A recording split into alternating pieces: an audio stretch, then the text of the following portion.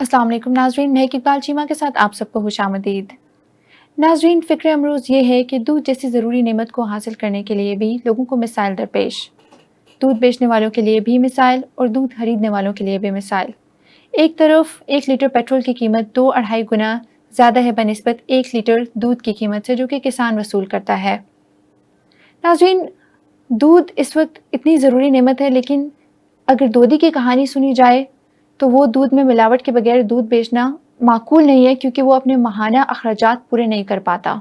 और अगर एक दूध खरीदने वाले की कहानी सुनी जाए तो वो भी एक मसला है कि अगर एक शख्स दिन दहाड़े काम करके घर को वापस लौटता है और शाम को अपनी औलाद को खालिस दूध भी मैसर नहीं कर पाता, तो उस मेहनत, उस जद्दोजहद का क्या फ़ायदा। नाज़रीन, दूध की कीमत हुकूमत सेट करती है।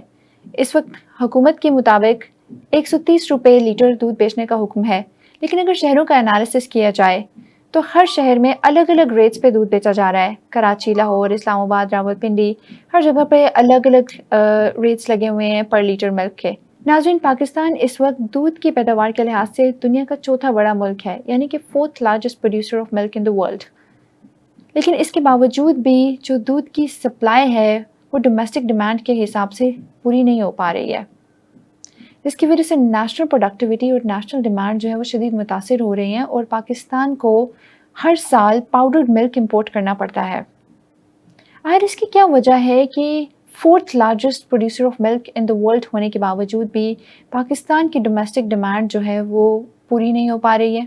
क्योंकि बहुत से इनफॉर्मल प्राइवेट सेक्टर्स ने दूध की मार्केटिंग और सप्लाई चेन को कंट्रोल कर रखा है, जिसकी वजह से हमारी नेशनल प्रोडक्टिविटी भी मुतासर होती है और हमारी नेशनल डिमांड भी पूरी नहीं होती है। नाज़रीन, हमारा काम है कि आप तक इन मसाइल को एक्सपोज किया जाए और हुकूमत की तवज्जो दिलाई जाए, ताकि हम लोग एक दूसरे के साथ ताउन करके और एक दूसरे को अकाउंटेबल करके इन मसाइल का हल तलाश कर सकें।